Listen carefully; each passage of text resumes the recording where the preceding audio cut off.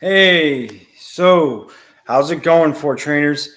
Um, so before we get started, I want to thank everyone who shows up today, who's able to make it today. I do have a guest with me.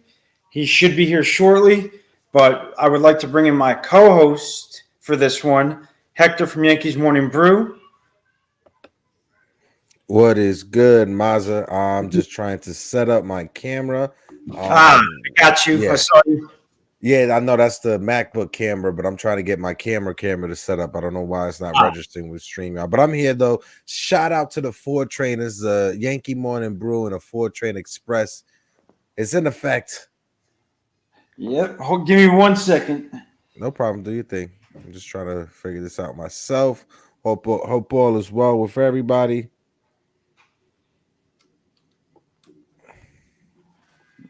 Come on.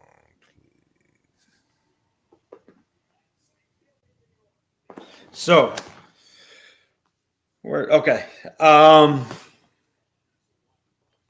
Yes, backstage, we will definitely ask him. So salute to everyone. Um, we're just having some technical difficulties with Hector and also our special guest for today. But once we get those sorted out and get everyone rolling on the same page, we will have our guest and we will have Hector back. Um, Today is going to be a very, very special day for Train Express channel. Today's special guest is former Yankees catcher Jim Leyritz. I am very excited for this, as I'm sure all of you are. There is a lot we're going to talk about on this live today, especially with him when he's able to get on for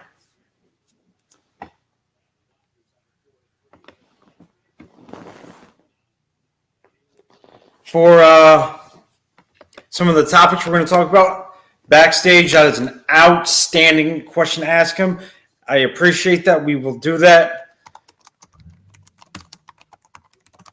We will definitely ask him about that, and we will talk about that. Talk about a little bit about the Yankees team from this year and what's going on with that. We're also going to talk about the differences from what he sees this year compared to the '96 team that he played on, as well as his time with the Yankees and what his favorite moment or moments are. So if you guys want to get in on this, don't please ask all the questions you guys have.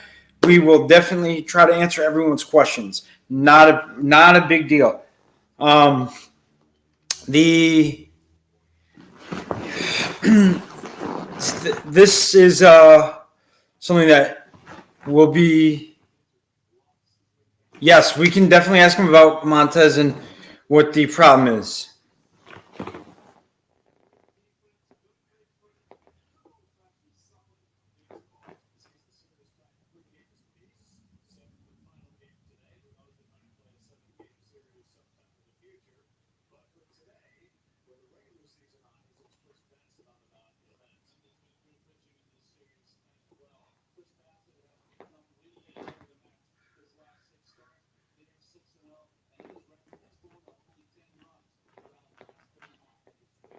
So give me 1 second, guys. We're just having some technical issues. We will get to this in just 1 sec.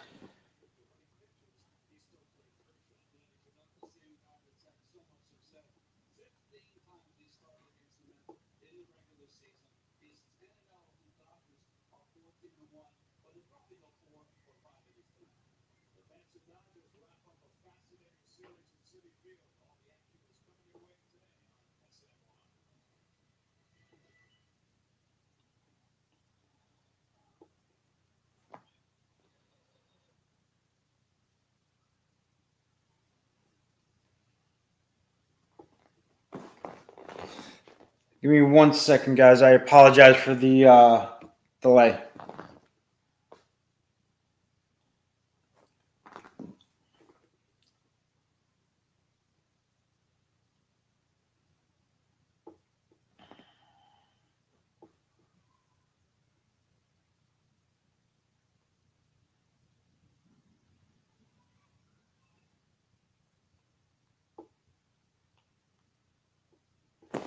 All right. So for some reason, the link I sent to Jim is not working. We're going to fix this best we can, see what we can do. But as of now, how are y'all doing? How are y'all feeling about the season so far? What would you guys change? That is because I know the Yankees have been struggling. We all know this. We've seen it. And Montez, for some reason, is overcompensating from what it looks like. Let me add Hector into this. There we go. There we go. All right. There we go. There should be a button on the bottom of the screen that has like a different layout. Yeah. Okay. Yeah, I'm here. Yeah, perfect. There we go. All right, cool. Bet. There we go. I love seeing my face, but up close, I don't want to make anybody cry. Yeah. I got you, man. For some reason, the link is not working for Jim.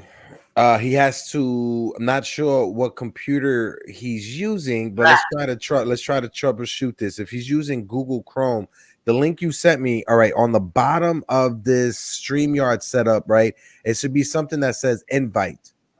Okay.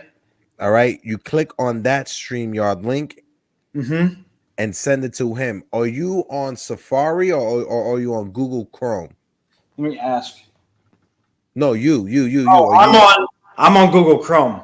Okay, cool. So you have to copy the link from the StreamYard and give it to him. It may be redirecting him to Safari, so he has to open up Google Chrome and copy and paste the link. It's very complicated. Oh, okay. I think it's just going to be easier if he said it would be easier for me to just hit him up over Messenger. So that's what we're going to do. So give me 1 second. I may not be able to show you him in general, but I'll flip it every now and then so he can see and ask questions. Hey, what's up? How you doing, man? Good. I'm trying to do this on my computer, but I have to create an account and all this other crap. Yeah, I know it's a complicated thing. I mean, you're probably sending you to Safari, correct? Well, I had to do it through Google Chrome. Oh, okay. That's what I had. It's perfect. Yeah, it's probably just asking him to type in his name at the bottom of it. Probably. It's something about an account or something. I don't know. But it's all right. It's all good. Yeah, but we here though. Jim. We're here. We're all good. We're all smiles and everything. I just want to thank you first off for taking your time out of your busy day to do this. It's really helpful for my channel and really greatly appreciated. No problem, brother. Anything. So, I have my co-host Hector from Yankees Morning Brew. He's got a channel of his own. It's a great channel. One of my other YouTubers that I've been following, Jason of 161 River Ave, also a great channel. He's got great content, puts out everything every day. It doesn't matter if it's good or bad, he puts it out, and it's just outstanding. Then we have another channel, YouTuber, Backstage Baseball, also a great channel. So I got my start from them and followed kind of their footsteps. Mm-hmm. But so here's some of the chat, and here's Hector. If you got questions, Hector, fire away. Yo, yeah, I just wanted to add, Jimmy, these days, it's it's a crazy world we live in 2022. But when it comes to baseball, right, how are you following just the sport in general? Is there any players that, besides the Yankees or anyone that you're looking for? If you look in Baltimore, you got Adley Rushman, who's a young catcher. Is there any young players that are on the rise that, you're keeping an eye on personally, or you just take it as it is and you're just enjoying retirement? Well, I'm in New York pretty much the entire summer. The Yankees hired me for 50 games, so I'm at a lot of the games in Yankee Stadium. One of the things that I'm kind of excited to see is the young Cabrera kid that just came up with the Yankees. Mm-hmm. Seems like a kid that may come up there and make an impact and last a while in New York. He's been fun to watch. And, Rushman is definitely a guy that has really helped Baltimore. And you hear all the things that they're talking about as far as the pitching staff and the coaching staff, talking about how well he used to handle the pitching staff You can't find much better than that. So I think he may be, like you said, he may be a good up-and-coming kid to watch also. Nice. Appreciate that answer. I have another question if I can. So with the Yankees hiring you, right, for you say 50 games, you're at the stadium, you spend your time in New York. Obviously, you're with this team right now, and there's a bit struggles right now. But as a catcher, is there anything that you could pinpoint when it comes to like Frankie Montas and some of the struggles that the bullpen guys are handling? Is there any like insight depth that you can give as a former major league catcher that us normie fans just wouldn't understand when it comes to the game? Well, I say the same thing every time. Roger Clemens came to the Yankees and didn't do well his first 2 or 3 months until he got used to it. I think Montas is going through the same thing. I think what the Yankees are going through, they're going through a situation where they had a pretty set bullpen with Mike King as their setup guy. Once they lost him, and then the injury started, I think it's taken them a long time to get through that adjustment. I think now you got these guys coming back from injury. You got Stanton back in the lineup. You're going to get Carpenter back here soon. This lineup's going to be full strength come September 15th, and I think you're going to see the team ready to hopefully have a strong run come October. Nice. So us fans, take the finger off the panic button, basically, right? Like, there's no reason to hit the panic button right now, just because and I've always said this to people. It's 162 games, right? It's a marathon. It's not a sprint, right? You got to be able to last all 162 games, and a great part of it with the Yankees early in the season was health. The Yankees had the privilege of having, like, for the first 2 months of the year, to be the only team in baseball to not have one player on the IL, but then as soon as the injuries came, you brought it up with Michael King, Chad Green, so many different injuries, and that forces people to step up. And not that many people are used to having to leave their comfort zone from the 6th inning, and now they're the setup man, or they go from the 7th inning and now they're just the closer. So when it comes to this team, September 15th, I really like that date. My birthday's September 9th. I may be at the stadium September 15th. So I got something to look forward to when talking about September 15th in the future. Well, the reason I say that, because right now the Yankees have a tough schedule coming up. They got 3 games in Tampa, then they come out and play 4 against Minnesota, and then 3 more against Tampa. The schedule doesn't get easy. And then the Red Sox, and then Baltimore, Toronto, Milwaukee. They've got a pretty tough schedule. So, yes, is there a little bit like, okay, you know what? We need to really turn this ship around. I think, you're at a point now where Aaron Boone is in that clubhouse going, okay, guys, we're down to 6 games. It's getting a little bit close. It's time to turn things up. We got to start winning some series. We don't have to win every game, but we got to start winning some series. And this series in Tampa and the next series in Tampa coming back to Yankee Stadium next week are going to be pretty big series. Now, your time with the Yankees, it dates back some years, right? You've been with the organization, I want to say 1990, and then you had time with LA, Texas, Boston. But when you came back in 99 and being a part of that 2000 team, when it came to the Subway Series, what was the feel and the vibe? Like, what's the difference between those teams and the team that we have right now? I understand that the teams that you were a part of, they already won championship, right? So they was already proven. So if they're struggling in August and September, it's nothing to worry about, because you guys can flip on the switch, and knowing in October you guys can turn it around. That's what this team is lacking. Is there a way that this team can flip that switch, even though they've never done that before, been in that situation? Well, I think they did it at the beginning of the season. The run that they had at the beginning when they were all healthy was pretty impressive, and it gave them a little bit of a cushion. The one thing that I will say, unfortunately for this team, just like those teams in the '90s, all right, if we don't win a World Series, it's going to be a disappointment. And unfortunately, that's what this team has gotten to. They won 100 games the last 2 years, and they have not got past the first round of the playoffs or second round, and they need to get past that. And if they don't get to a World Series, no matter what no matter how this ends, if they don't get to the World Series, it's going to be a disappointing season. Yeah, so, I agree. Go ahead, Mikey. So I had a question for you, Jim. In '96, I know you were a part of that World Series team. When you in Atlanta, you had that big home run where you sent that game to extra innings, and I remember that because it was a home run off a hanging slider from Mark Wohlers, and he hung it to you, and you hit it just over the left field wall off the batter's eye back there. Was that one of your all-time favorite moments as a Yankee, or were there others?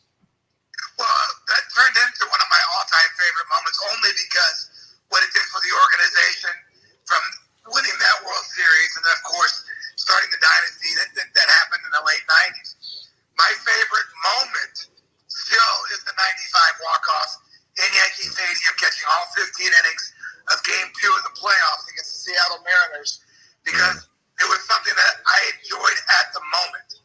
And the home run against Atlanta was turned out to be, for the organization, one of the biggest home runs in Yankee history to turn the organization around. But my favorite moment still is that 95 walk-off. Interesting. Awesome. That is awesome. Selfishly, you know, I just got to say this. When I was in high school, Jim, I'm not going to lie. This is when DVR first started coming around. Your Yankeeography was the first Yankeeography that I ever recorded and saved on my cable box and watched for so many years. And literally, after I watched it, I felt, because, you know, I knew the name Jim Leyritz growing up. You know, I was in high school when I was a little kid when the 90 dynasty was happening, so I really wasn't fully able to enjoy it. But being in high school and seeing the Yankeeography and DVR and recorded, like I literally went to Barnes and Noble that offseason and brought the DVD box set of the Yankeeography, and I literally made you in my video game and made you my everyday player in my video game. So Jim, you've always had a special place in my fandom, especially as a Yankee fan growing up. I love it. It's awesome. So, you know, you talk about and I'm sorry, Mazza, but you talk about the 15 innings, right, in that postseason game. Can you tell me the level, the difference, like when you're there in the postseason? Can you even hear the people around? Can you even hear your catcher? Because I know your pitcher, because I know Yankee Stadium could get so loud. What's the difference when it comes to like in their environment and living in the moment? Well, I think the greatest thing about having that many fans is you don't hear that individual fan that's ragging on you. It all becomes one big loud blur. And so I think for me, I was able to block that out pretty easily. And of course, playing in Yankee Stadium, probably the loudest I ever heard when Don Mattingly hit his home run. And then, of course, when I finally hit mine. But that stadium was so loud that, they kind of drowned it out, that, you just kind of heard a noise, and you weren't quite as nervous because you didn't hear certain people screaming and yelling that, hey, you got to come through right here, come on. It was just one loud noise. Wow. That's amazing. Because, as a fan, you don't ever think of how loud it really is because you're not on the field to actually experience that. But that's really cool, to actually be like, oh, well, we're on the field and this is all we're hearing is just this one big loud, thunderous sound within that stadium. So that's really cool. Yeah, and I had a chance a couple weeks ago, Jim, to run on the field at the Brooklyn Cyclones Arena, and I got so much more respect now for you baseball players when you guys have to trot around the bases, because I'm not gonna lie, my lung was coming out of my chest when I was circling second going to third. So I got a lot more respect for you guys whenever you guys hit the home run and have to trot around the bases. Those bases are a little longer than the softball fields. Yeah. So my next question to you, Jim, would be, between the 96 team and this year's team, what differences do you see as, from when you played to being retired and what you've seen over the course of this season? I don't see differences. I see more similarities. That Interesting. It's the veteran team that has had a couple young kids come up and, help out. They become a team that has went from a strikeout mode or home run or nothing to a team that's finally putting the ball in play, a team that's working the count. been watching him the last 5 years.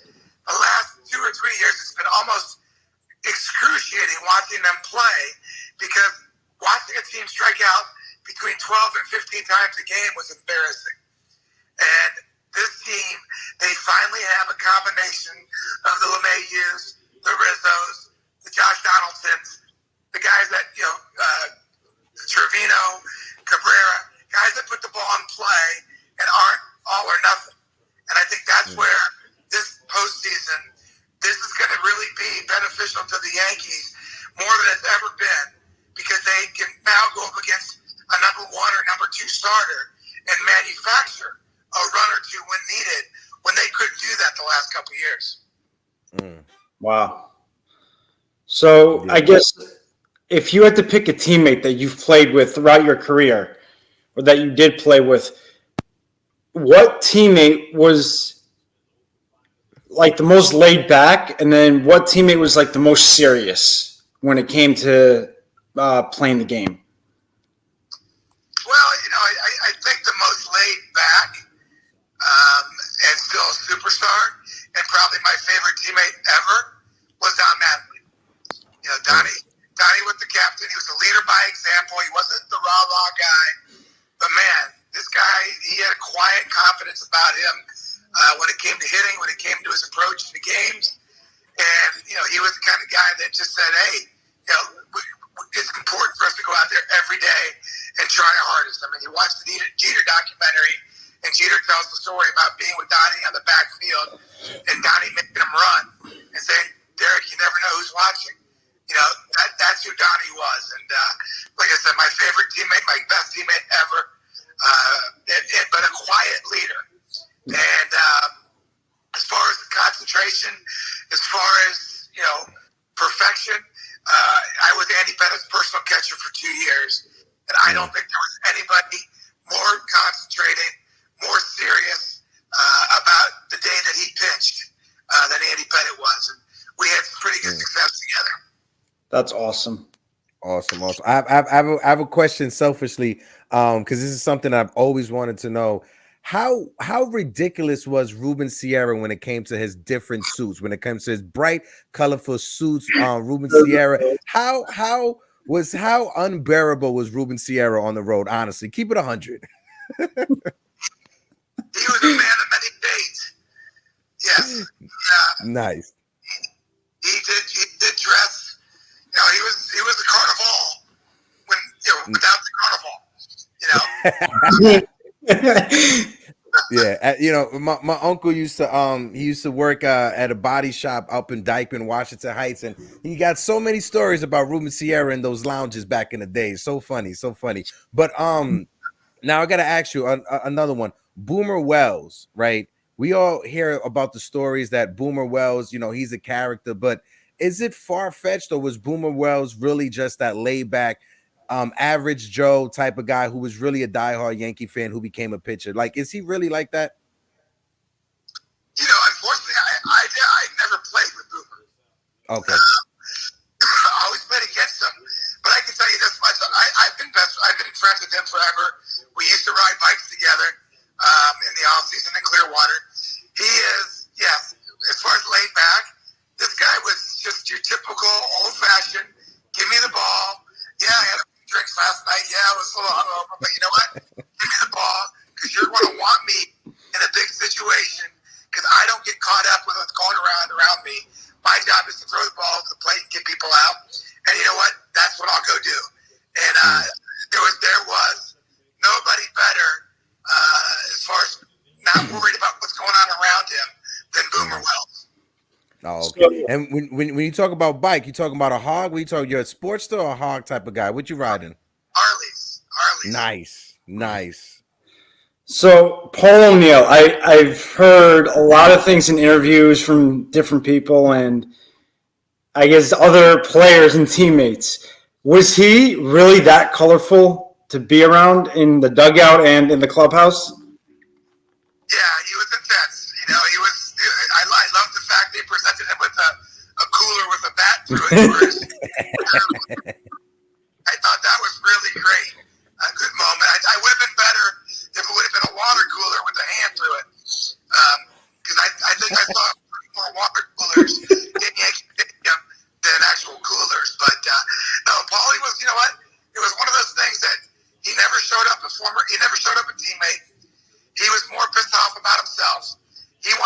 perfect. And you enjoyed the intensity. You enjoyed, the just the passion that he brought to the game, and he was fun to play with. That's awesome. Nice, awesome. My last question that I got for myself. Now I have a nephew, right, who's like 4 or 5 years old, and so far he loves the game of baseball. Is there a proper way to introduce a young kid to playing the sport? Like, what do you think? What's the youngest age do you think that's when a kid should start playing the game? Well, listen, I started playing when I was 8 years old, but I didn't play just one sport. And I think that's the biggest thing that I would tell a kid is, listen, your friends are going to play sports as you grow up. You may not be good at them, but you're probably going to want to play those sports just to hang out with your buddies. I played soccer, I played golf, I played, a little bit of everything because I wanted to hang out with my friends. But you know what? If your kids want to do that, don't get caught up in no. You could only play one sport because that's the only way you could make that sport. I didn't know that I was going to be, or I wanted to even go to college to play baseball after my junior year of high school. And I think that's the way you should grow up is, play all the sports. When you get to be a junior, senior in high school, then you may want to find 1 or 2 sports that you can go to college and concentrate on those more. But don't get burnt out. Don't stick with one sport from the time you're 8, 9 years old, because that's when you will get burnt out before you even get a chance to make it. That's great advice right there. So all you fathers and uncles out there, stop trying to live through your kids. All right, let them play every other sport because you never know which one's gonna stick. All right. It's great advice. I have a couple other questions for you in regards to playing at the old Yankee Stadium. What was that like? Do you think it's a different atmosphere than the new one? Even though I know. 100%. In the old stadium, the one thing as a player, not as a fan, because if you're a fan, you like the new stadium because it's a lot more comfortable. There's so many more things to do. There's much better food. But the bottom line is the old Yankee Stadium, if you weren't in your seat, you didn't see the at-bat. Yeah. And that's why it was so great as a player, because it was so intense, because every fan, every pitch was in their seat because they wanted to watch the game. And I think that's the difference between the new stadium and the old stadium and why it was so loud. The old stadium was also built more straight up. So even if you were in the second or third level, you were still really sitting over the field. And we could feel that as players on the field. It was pretty cool. And the new stadium, yes, great luxury seats, great suites. But it's not the same intensity that you hear from the fans on the field, because not everybody's in their seat every pitch. So, with that being said, and you played in the old stadium, out of the rivalries that the Yankees had with Baltimore and the Mets and the Red Sox and all the other teams like that, what was your favorite rivalry when you were with the Yankees? Well, listen, I think the Red Sox rivalry was second to none. And especially when I first got caught up in the 90s, because we didn't like each other. I mean, it was not, it wasn't the later years when Jim Leyritz gets traded to the Red Sox or Johnny Damon gets traded to the Yankees, or, guys were switching teams and playing for both clubs. In the early 90s, you didn't even want to be in Boston. And when you went to Boston, you had a chip on your shoulder. I used to tell people, if we saw a Red Sox out that night in Boston when we were on the road, more than likely we'd probably try to fight. It was that intense of a rivalry. I want to say by the mid to late 90s, not as much of a hated rivalry, still a great rivalry. We still had the Pedro Martinez's, and we still had a great rivalry, but not quite the same intensity that we had in the early 90s. Interesting. So basically, no kayfabe is being broken on the road if you're a major league player and you see a Red Sox player. Got you. Yeah, I mean, nowadays you'll see these guys eat dinner together after a game. That just didn't happen either. That's interesting. I didn't realize that. That's something you don't think about. Yeah. Yeah. Yeah. So last question for me before I let you go is, out of your time in the big leagues, playing with the Yankees, your favorite World Series that you got to play in? Was it 96? I believe it was also 99 and then 2000. Which was your favorite of those? I mean, 96 by far. 96 was, the 96 series, because we weren't supposed to beat Atlanta, especially after losing the first two games. And just to be able to do that, to be able to bring a championship back to New York after 14 years, just the pride of that team. But also, now that we look back on it now, is that 96 team, if we don't win and we lose that World Series, and they lose like they did in 97 with Alomar hitting the home run off Rivera, G. Michael used to tell the story all the time before he passed away, that after the 97 loss, George came storming in to his office and said, "Get rid of Torrey, get rid of Mariano. I'm done. We're starting over." And G. Michael said, "Whoa, George, did you forget about 96? We just won." And George said, "You know what? Okay, I'll give him one more year." And then the 98 magical season happened. Joe Torre invites me every year to his dinner to talk about that story, because you just think about, if we don't win in 96, if that team doesn't win, I don't hit that home run to change the momentum of that series, there is no 98, there is no 99, and there is 1,000. And that is something that every Yankee fan, when they hear that, should cringe and go, "Thank God for that 96 team." Yeah.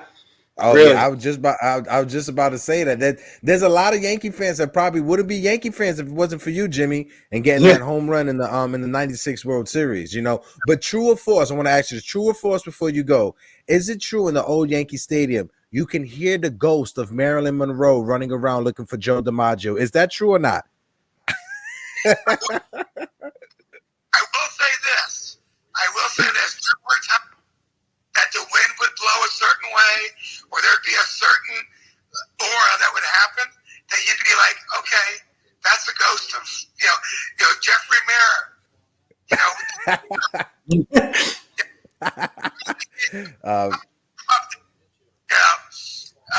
It's just certain things that happen at that old stadium that you look back on and you go, "You know what? When we talk about the ghost of Yankee Stadium, maybe they really were hanging around." Hey, you never know, man. And energy is crazy nowadays. It's true. But yeah, absolutely. But Jim, again, I want to thank you again for coming on. This meant so much to me, and this meant so much to the guys that follow my channel. I mean, this was an absolute blast. We had a great time getting the chance to hear stories about your days as a Yankee and in Major League Baseball. And we'd love to have you on again soon if you're up for it. This was a great time again, so thank you so much for doing this. Yeah. Make sure that this to me, and I can upload it from the real Jay Leyritz, which is Twitter and Instagram, and I will make sure you guys get out there. I'll put you all over my social media so you can get this out there. Awesome. Thank you. Awesome, Jim. We appreciate you, man. Thank you so much again. Later, legend. All right. But later. Man, that was surreal, man. Conversations like that, bro. We do this. It's guys like that really make you think that there's more to just players like that than what they're perceived as. Yeah, like, because nowadays, like, one thing that we could all say is that Mazza, you and I, we're fans, right? We're diehard fans of this team, but as content creators, we're doing this because we love to do this, right? Yeah. Don't want to get emotional with people. I ain't trying to break a tear out on the screen, but the genuine moments that you just saw from myself and Mikey Mazza is why, as content creators, we do this, right? Because yes, we want to be able to entertain the people that are watching. Yes, the people that are going to watch later on. But at the same time, this is something that we love to do. And having the gratification from somebody who used to be a former player and him enjoying the conversation and reminiscing about the past. To me, that's why we get in this business or we get in this game, Mazda. I couldn't agree more, man. I mean, I appreciate the fact that he took the time out of his day when he could have spent it with his family and said, hey, man, I can't do it right now. But the fact that he took the time out of his day to come onto the program and to the channel and say, talk about his stories as a player and everything else that went along with it. It's just so cool that he would do something like that. Because how many guys can you say would be like, yeah, sure, I'll come on, no problem. Let me know when. Exactly. And it wasn't like, it was a heavy campaign. It's not like you was like chasing this man down for weeks, a week. You just, you know what? You decided I'm gonna message him. And if he responds, he responds. And if he doesn't, we could just move on. And he responded. And that goes to show you the authentic person that he is for him to take time. And, it's 4:00 on a Thursday. The Knicks didn't get Donovan Mitchell. It's all this. It's a horrible Thursday so much. But thank you so much, Jimmy Leyritz, for helping me out because you just made my day feel 100 times better. And the silver lining to all this, Hector, like you said, is that he did take the time to come on, speak to both of us. He could have just said no, and we've been like, all right, cool, no problem. But it's guys like that it really stops to make you think. Are there others, that would do that? And the fact that he said that just, follow my Twitter, you send your channels to me and I'll plaster it on mine. And it's such a cool thing to hear that someone of that kind of, not stature, but that level of, like celebrity figure would do that. To put your name. We're fans. We used to root for this guy. As Yankee fans, like he said, if it wasn't for Jim Leyritz hitting that home run in '96, George Steinbrenner probably would have traded that core 4 away, that core 5 away. Jeter, Mariano, Pettit, Posada, probably been on other teams because of that. So if it wasn't for Jimmy Leyritz getting that home run, who knows? You want to know something? I mean, if you think about it, it's almost like 95 where the Mariners had to win or they were going to be gone from Seattle. He kind of saved that Yankees team and saved that 4-4 with that one swing. And what we don't see or hear behind closed doors, for them to come on and say that is kind of crazy because you don't think of it as someone would do that. But with George Steinbrenner, when he was the owner, and when Leyritz hit that home run and really changed that momentum, it was almost like, wow, one guy could change someone's mind about how a team is run. It's unbelievable. Well, one win could go a long way, and I'm gonna need people to stop doing this, right? Everybody out there knows that I'm a Knicks fan, but I'm gonna need people to stop sending me this. Stop sending me this, all right? Can you guys stop sending me this, please? Please, can you guys stop? Do me a favor, stop sending me this. I've gotten the same exact message probably like 30 different times from 30 different people. Stop sending me this. You guys stop sending me this, all right? Yeah, I mean, it's crazy. And, I know we had technical difficulties trying to get him on to, the actual. We'll work it out in the future for another one. Work it out. The fact that he, we called him and whatnot and got him on the phone, able to have him see you in the chat and what everyone was saying was nice because, yes, he can see me on the screen and he can't see me face to face. It was nice because if you think of it like the Jerry Ferrera interview you did, it was almost like that. So that to me, that says wonders compared to what others would. For me, it's very I have a very different approach when it comes to interviewing people, right? I like to have my set questions, right? Like, yeah, I'll have like 3 or 4 set questions that I want to ask somebody. But I like the person that I'm interviewing to not lead the conversation, but feel comfortable to talk about whatever they want to talk about. That's why when I ask, my first question would be a long-winded question to hear what they're going to say. And I feed off of what they're going to say and use that for the rest of the segment. That's why, with Jerry, we had an awesome conversation, but it was more about Yankee history instead of talking about the season right now. Just like with Jim, I love to talk about the history, different players he played with, learning about the stuff behind the scenes that us fans wouldn't have known about. And I swear to God, that Ruben Sierra question was a real question. I really wanted to understand how crazy Ruben Sierra was and how unsufferable he was because of his jersey, because of his suits. I really wanted to know. I mean, I gotta say though, the question that you asked that I enjoyed hearing his answer the most was about the ghosts of Yankee Stadium. Mm-hmm. Because as fans, we all know about the ghosts of the old Yankee Stadium. We just don't know the full story of them. We don't know if there's actually something like a gust of wind or a breeze of wind. Okay, it's just windy, well, whatever. But we don't actually think deeper into it like what the players do. So that was really interesting to hear what he had to say in regards to that question and how he perceived it.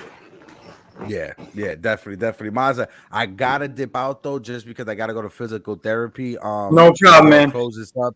But bro, thank you. Whenever I could be on, I'll definitely be on. Jigga Man, he was just stuck with different show meetings. Yeah, no, I got that. No worries. Yeah. But he said definitely in a week or so he'll definitely be on for a Friday or for a Saturday. But bro, anytime you need me, I'm here.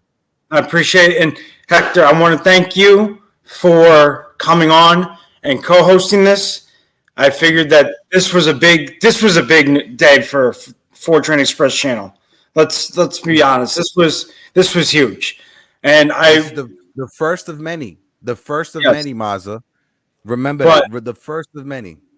But I just want to thank you again for coming on and co-hosting this with me, and you getting to enjoy speaking with, Jim himself about different things in his time as a player. So I want to thank you again for that. That is always appreciated. And anytime you want to come co-host, you are more than welcome to do so. Definitely, bro. I appreciate that, my man. Shout out to the chat. Ford Train Express and the Yankee Brew. We in the building. Later, Mazza. Later, Hector. Later, bro. Later. All right, guys. So that was very cool that Jim Leyritz did that. Glad you guys were here to see that. So as far as, the Yankees this year, he made a good point that there is some similarity. There are similarities. Backstage, if you want, I can send you the link and put the link in the chat so you can come on and tell your huge channel news. Do you want to do that?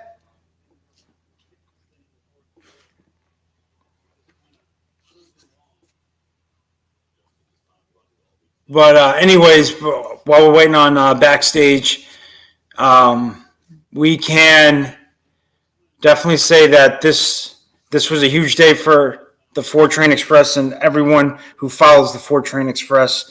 I'm going to wrap it up here shortly, but getting on to